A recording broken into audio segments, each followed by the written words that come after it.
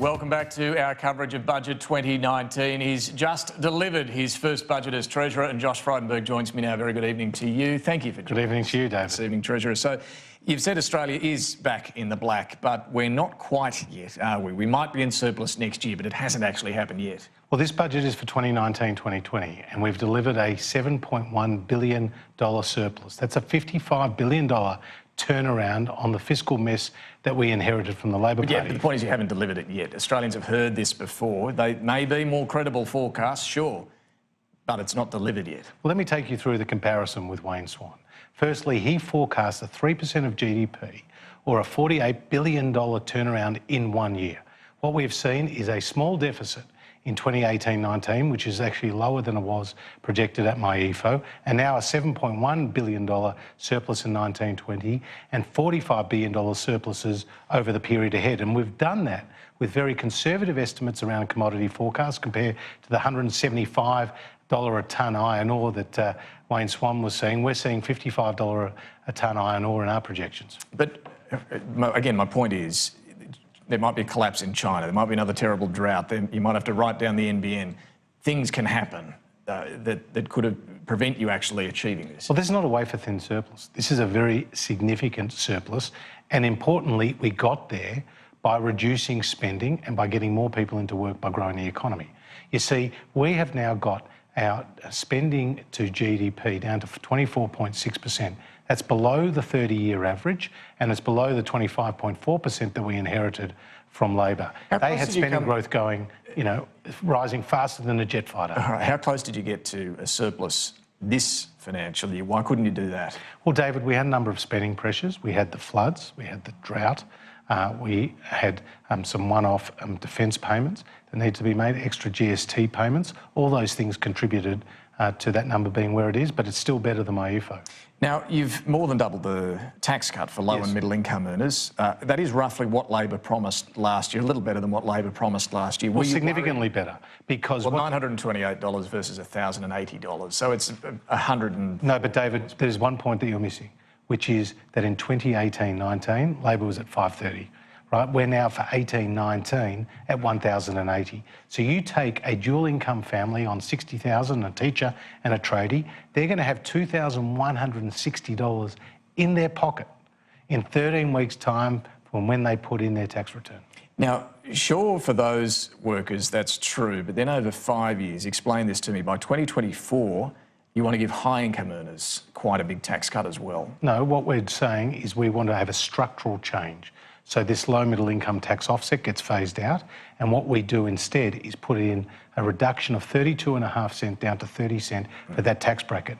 Now, as you may remember... And abolish the 37%. Which is actually legislated. Which means for those earning $200,000 or more, they'll see a tax cut of $11,000 a year. No, what we're going to see now is between those earning 45 and 200,000. Well, but you've got to look at the percentages. So a person who is on $200,000 a year is going to be getting, when this plan is fully rolled out, a small proportion of the tax reduction as a proportion of their overall tax being paid than someone who's on $30,000 or someone who's on $60,000. Okay, so someone on $30,000 gets $255 and that's immediately with the... Okay, in 5 years' time, when this is all in place, someone on 35 grand gets $255 a year. Someone on $200,000 gets $11,640 a year. But somebody on $30,000 is only paying a couple of $1,000s tax, whereas someone on $200,000 is paying significantly more. So sure, but when you talk about proportion here, the difference between 35 grand and 200 grand income, that's what, 5 times the income. The tax relief is about 40 times. No, because what you've got to compare is somebody who is on $200,000 will pay 10 times as much tax as someone who's on $45,000. So even though their income is not 10 times, they're paying 10 times more tax. The progressive nature of the system is actually enhanced by these reforms. About the top 5% of taxpayers, David, pay about a third of the overall tax. I thought this was making it flatter. Well, it does between 45 and 200,000, but it keeps the progressive nature.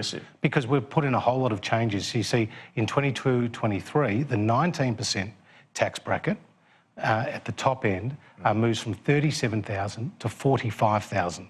So if you're earning under that amount, you're going to get a significant End of the day, though, And we've also increased what is called the low income tax. But at the end of the day, I mean, some might point out, if you're earning 35 grand, single mum, you'll get $250 tax cut. If you're a millionaire, you get $11,000. Is that fair? Well, let me point out, today, out of the changes that we've made today, that person on $200,000 is not getting anything like that. I'm talking about when your whole package... Well, the structural change is about turning that low middle income tax offset into a long-term change. And what we're focused on is creating that tax bracket between 45 and 200,000 to effectively avoid bracket creep.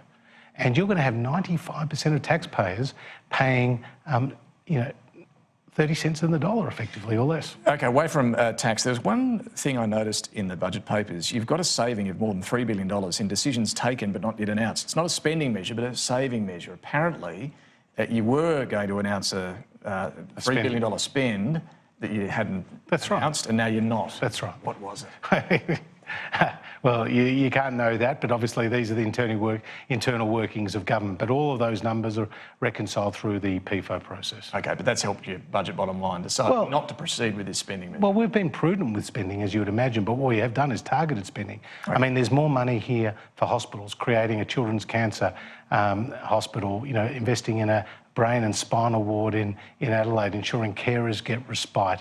This very significant youth suicide and mental health package, perinatal support, early psychosis treatment, 30 new headspace centres. There's a big social dividend out of this budget, and you can only do that when you're growing the economy. I mean, tonight I announced the listing of a new drug on the PBS. That's for acute leukemia. These people, will now pay $6.50 a script if you're on a concession card holder, or $40 if you're a normal general patient, compared to $120,000, $130,000. So finally, Treasurer, have you done enough here tonight, do you think, to help the government win the election?